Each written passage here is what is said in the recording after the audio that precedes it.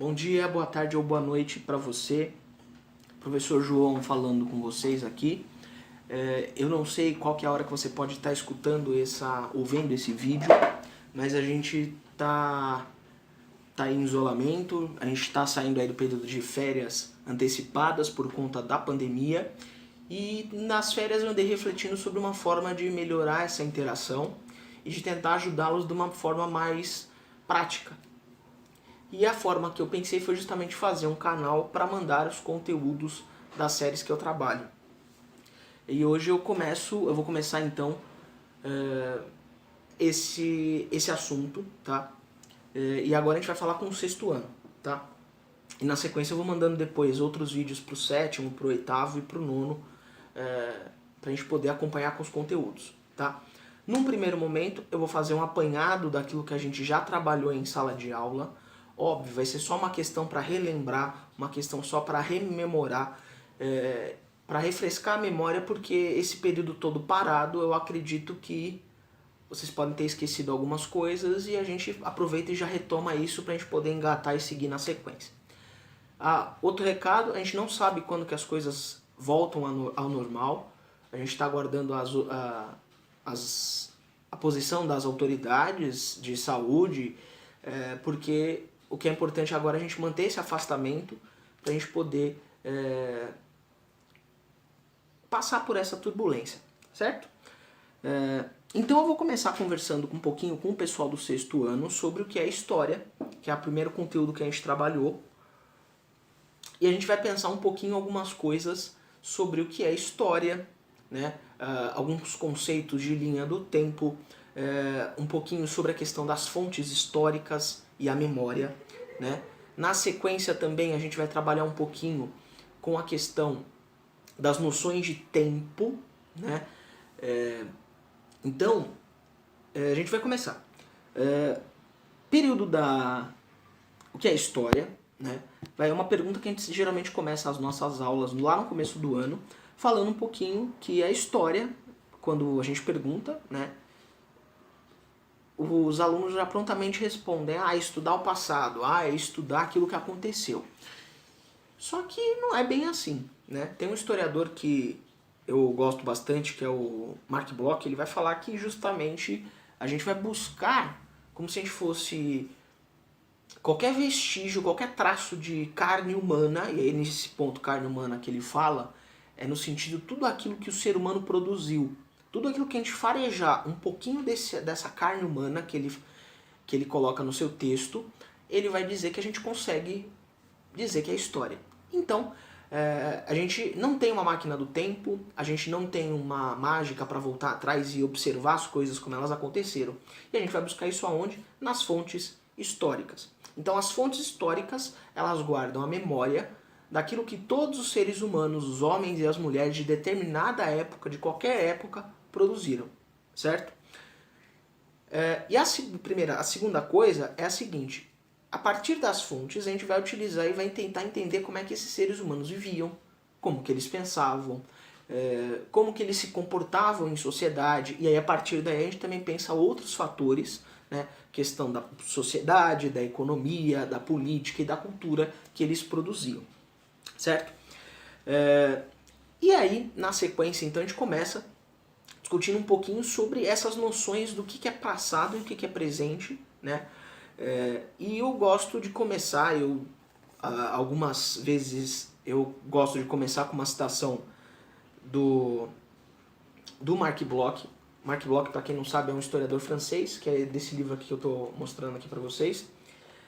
E eu vou começar falando um pouquinho de um trecho, só vou ler um pedacinho sobre essa questão do tempo passado e o presente, só para a gente poder pensar, e a gente começa a discutir e vai para cima das fontes históricas, né? O que é com efeito o presente? No infinito da duração, um ponto minúsculo e que foge incessantemente. Um instante que mal nasce e morre. Mal falei, mal agi, e minhas palavras e meus atos naufragaram no reino de memória.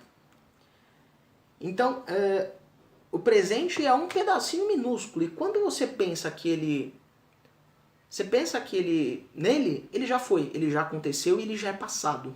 E a gente está pensando isso no âmbito, numa esfera mais individual, mas a gente pode pensar isso pro tempo que está acontecendo, as coisas que estão à nossa volta.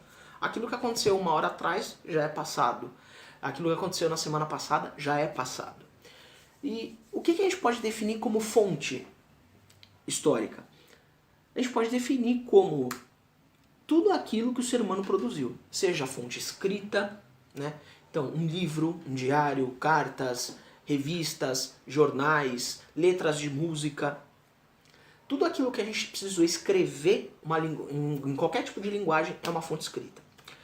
Nós temos as fontes orais. As fontes orais são todos aqueles relatos que a gente escuta das pessoas, as histórias. A gente geralmente tende a associar as pessoas mais velhas, mas qualquer pessoa que contar alguma coisa que aconteceu no passado é um depoimento. Às vezes ele precisa ser gravado, às vezes pode ser uma questão de um depoimento que você lembra de uma canção de ninar que as pessoas, num primeiro momento, cantavam, e isso era uma fonte oral, né? Mas as histórias, as cantigas, as lendas, antes de serem escritas, antes delas serem passadas para o papel, elas eram transmitidas de geração para geração, né? De mãe para filho, de avó para neto e assim por diante, a partir da fala, tá? Então, fontes orais são consideradas essas fontes que a gente consegue a partir da fala. A gente tem também as fontes materiais, terceiro tipo de fonte, que são todas aquelas fontes que a gente consegue visualizar com mais facilidade, né? Só podem ser objetos, monumentos, prédios, e aí na categoria objetos, desde os objetos mais simples, né? Um apontador de escola, um lápis, até objetos maiores, sei lá, um carro, um avião, que são objetos maiores produzidos pelos seres humanos. Óbvio que em alguns momentos a gente tem abundância dessas fontes materiais e outros momentos não. E num quarto tipo de fonte, a gente tem também as fontes audiovisuais. E nas fontes audiovisuais a gente pode encontrar o quê? As músicas, mas isso inclui as músicas com letra, né? Por exemplo, as músicas mais recentes, e as músicas mais antigas que não necessariamente tinham uma letra, mas que elas só tinham uma melodia, elas podem ser consideradas fonte histórica. No outro tipo de fonte audiovisual, filmes podem ser considerados fontes, documentários podem ser considerados fonte, depoimentos gravados também podem ser considerados fonte audiovisual. Então, assim, é uma série de mistura entre essas duas questões, né? A fotografia é uma fonte visual, ela entra nessa categoria. As pinturas, certo? E outras formas de representação de fontes audiovisuais, certo? E aí, falando um pouco dessa questão das fontes, vai entrar o trabalho do historiador. O historiador, ele é aquele cientista que ele vai observar a partir das fontes, então a partir do que ele tem, ele vai analisar e tentar buscar a memória daqueles seres humanos que existiam ali, né, naquele período. Então, por exemplo, você pode pensar os seres humanos da pré-história, você vai ter determinado tipo de fonte. Você pensando o período da escravidão, você vai ter outro tipo de fonte. E essas fontes têm que ser analisadas. E com o passar do tempo, à medida que as pessoas vão descobrindo novas fontes, ou refazendo as perguntas que esses historiadores fazem sobre as fontes, eles vão ter outras interpretações e outras análises do passado, certo? Bom, e aí isso entra na questão da escola, né? A história na escola a gente tenta seguir uma linha do tempo, né? Mas nem sempre a história ela entra como uma linha do tempo, né? A linha do tempo é uma forma de você contar a história, você pode usar também a questão temática, né? Mas então o que acontece? O historiador ele vai acabar utilizando as fontes, e a partir da análise das fontes ele vai conseguir entender como aquele pessoal pensava, agia, fazia e resolvia os seus problemas e como eles viviam a vida deles, sejam os homens e as mulheres, com as particularidades de cada tempo, né? E aí, já que eu falei de particularidade, a gente vai ter que tomar cuidado com uma coisinha chamada anacronismo. É a gente tomar cuidado para não confundir conceitos de épocas diferentes, né? Por exemplo, você misturar uma coisa, por exemplo, que é de hoje e colocar lá no Império Romano, por exemplo.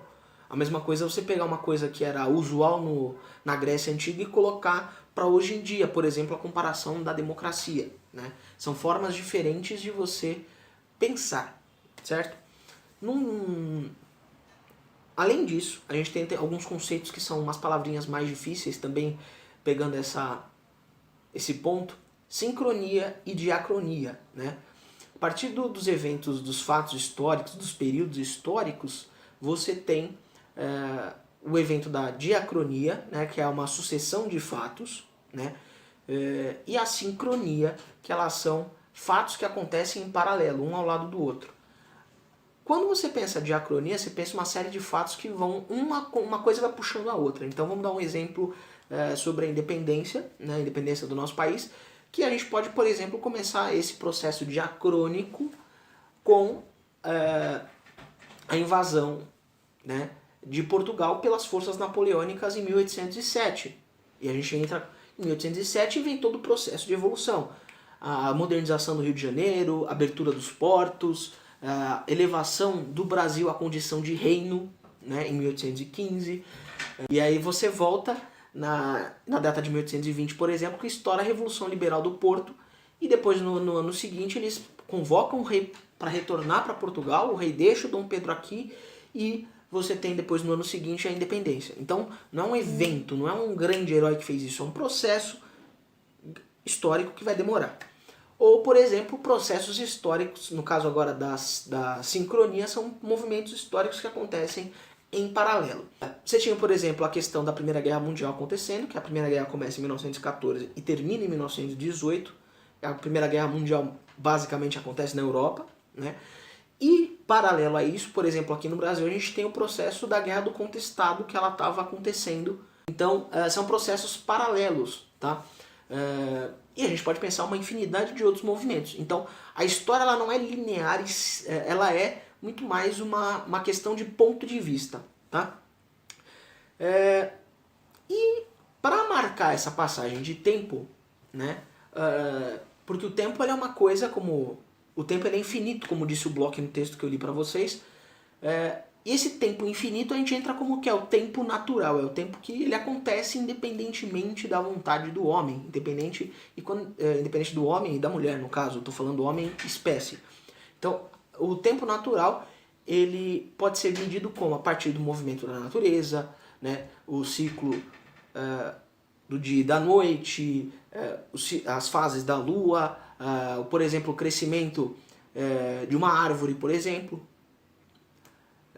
Vários fenômenos naturais que podem ser utilizados para perceber esse tempo natural.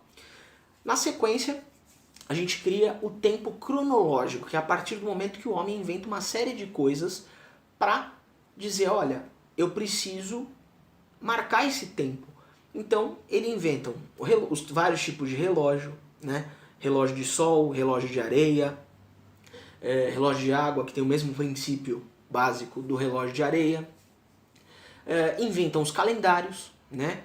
E nesse quesito dos calendários você tem diferentes tipos de calendários paralelos, né? Porque isso vai depender de cada cultura, de cada povo, né? Então, por exemplo, no caso dos calendários, você tem a questão, nós estamos no ano de 2020 e é uma data geral para todo mundo, convencional. Mas se a gente pegar os calendários culturais de cada região, por exemplo, você tem o calendário judeu, que eles estão no ano de 5.781. E por que eles estão nesse ano? Não é porque eles estão num ano diferente, é porque a forma com que eles marcam esse ano é diferente da nossa. Por exemplo, eles consideram o marco inicial deles a criação do mundo, né? Por exemplo, para os árabes, eles marcam, por exemplo, o que seria no nosso calendário, a data inicial deles vai ser a Hégira, que foi quando Maomé fugiu de uma cidade chamada Meca para Medina, e eles marcam o início do calendário deles. E aí, por essa conta, a gente está no ano de 1398 de acordo com o calendário islâmico, certo? Bom, então a gente trabalha dessa forma. Então a gente tem calendários diferentes porque a história vai ser moldada a partir da perspectiva cultural de cada povo, né? Isso tem vários outros calendários que a gente ficaria mais tempo debatendo. Os maias, os chineses, os astecas. mas isso pra gente não aumentar muito mais o tempo disso, a gente deixa dessa forma, tá? Então, o que a gente pode pensar então aí pra gente fechar? Então, o historiador ele vai usar as fontes históricas, diferentes tipos de fonte, para observar tudo isso, né? E aí a gente pode organizar também esse estudo numa linha do tempo, né, que geralmente é o que o currículo da maioria das escolas segue, uma linha com começo, meio e fim, quer dizer que ainda não tem fim a história, né? Porque a todo instante a gente está produzindo fontes históricas. É um exemplo, teve uma proposta interessante esses dias de pandemia que o pessoal estava dizendo para a galera alimentar alguns sistemas online com relatos, depoimentos, notícias, eventos importantes. Não essa questão da numeração, não essa questão da quantidade de mortos, mas, por exemplo, as impressões pessoais dos seres humanos. Porque é a primeira pandemia que a gente tem nessa escala tão rápida e nessa escala que a gente consegue ter uma visibilidade maior do que a sensibilidade das pessoas fazendo. Diferente, por exemplo, da gripe espanhola, que a gente tem relatos, por exemplo, de pessoas que falam sobre isso, poucas pessoas que são idosas que falam sobre esse assunto, ou, por exemplo, os recortes de jornais ou algum outro tipo de fonte de época muito específica.